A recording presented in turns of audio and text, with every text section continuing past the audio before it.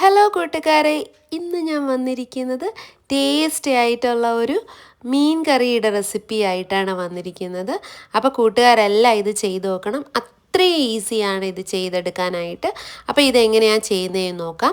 ദശക്കട്ടിയുള്ള ഏതെങ്കിലും മീൻ എടുക്കണം. ചൂര പോലത്തെ മീൻ വേണ്ട, അത് നല്ല കുക്ക് ചെയ്യാൻ ഒത്തിരി ടൈം ഉള്ളതുകൊണ്ട് അതെടുക്കണ്ട. അല്ലാതെ നെയ്മീനോ പെട്ടെന്ന് വേവുന്ന ഏത് മീനായാലും കുഴപ്പമില്ല.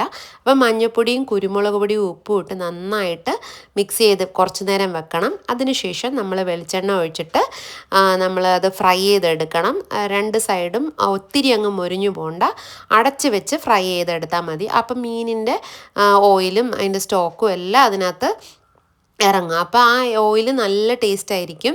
അത് കഴിഞ്ഞ് ജസ്റ്റ് ഒന്ന് കുക്കായതിന് ശേഷം നമുക്ക് മറിച്ചിട്ട് അടച്ചു വെച്ച് കുക്ക് ചെയ്യാം. അത് കഴിഞ്ഞിട്ട് സവാള, കുറച്ച് ഇഞ്ചി, വെളുത്തുള്ളി, പച്ചമുളക് ഇത്രയും എടുത്ത് വെച്ചിട്ടുണ്ട്. അപ്പോൾ ഞാൻ കുറച്ച് വെളിച്ചെണ്ണ ഒഴിച്ച് കൊടുക്കുന്നുണ്ട്.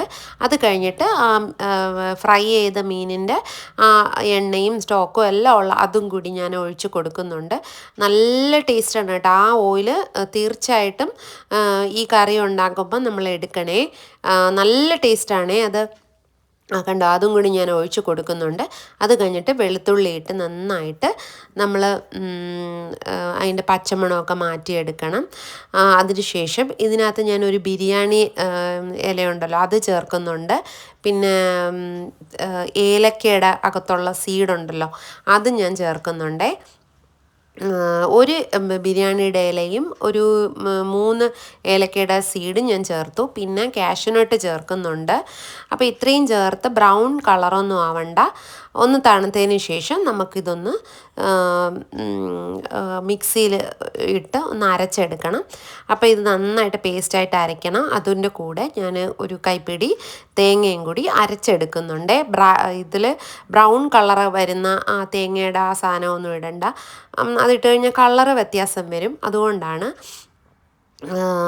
അതും ഇട്ട് നന്നായിട്ട് അരച്ചതിന് ശേഷം നമ്മൾ തിരിച്ച് നമ്മൾ പാനിൽ തന്നെ ഒഴിച്ചിട്ട് ഒരു മീൻ പറക്കിയിട്ട് കൊടുത്തിട്ട് കുറച്ചൊന്ന് തിളച്ച് മറിയാൻ പാടില്ല, ജസ്റ്റ് ഒന്ന് തിളയൊക്കെ വരാനേ പാടുള്ളൂ. കാരണം നമ്മൾ ഫ്രൈ ചെയ്യുമ്പം ആ മീൻ എന്തായാലും കുക്ക് ചെയ്താണ് കിട്ടുന്നത്.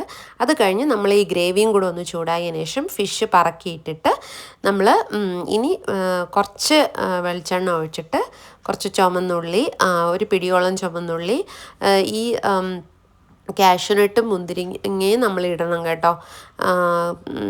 മുന്തിരിങ്ങയും ഇത് ഇടുമ്പോൾ നല്ലൊരു പ്രത്യേക ടേസ്റ്റാണേ. അത് ഇട്ട് നിങ്ങൾ നോക്കൂ. അതുപോലെ ടൊമാറ്റോയുടെ അകത്തുള്ള പൾപ്പ് മാറ്റിയിട്ട് അതിൻ്റെ തോട് അത് കട്ട് ചെയ്താണ് ഇട്ടിരിക്കുന്നത്. അതൊരു ഭംഗിക്കാണേ. പക്ഷേ ഇതെല്ലാം ഇടുമ്പോഴാണ് ശരിക്കും നല്ല ടേസ്റ്റ് വരുന്നത്. പിന്നെ കറിവേപ്പില ഇട്ട് നന്നായിട്ട് ഉള്ളിയൊക്കെ ചുമന്ന് വരുമ്പോഴത്തേക്ക് നമ്മൾ തീ ഓഫ് ചെയ്തിട്ട് ഇത് ആ മീനിൻ്റെ ആ കൂട്ടിലോട്ട് ഒഴിച്ചു കൊടുക്കണം. ഇത് ഒരു ലൈറ്റ് ഒരു ഗ്രീൻ യെല്ലോയിഷ് കളറാണ്. ഇതിപ്പോൾ ലൈറ്റിൻ്റെ ആ ഒരു ഡിഫറൻസ് കൊണ്ടാണ് ഇതിൻ്റെ എക്സാക്റ്റ് കളർ അറിയാൻ പറ്റാത്തത്. ഫിഷ് കറിയുടെ പച്ചമുളകാണ് നമ്മളിതിൽ ചേർക്കുന്നത്. അപ്പോൾ എരിയൊക്കെ നിങ്ങളുടെ കറക്റ്റ് ഇതിന് അനുസരിച്ച് പച്ചമുളക് ചേർക്കണം.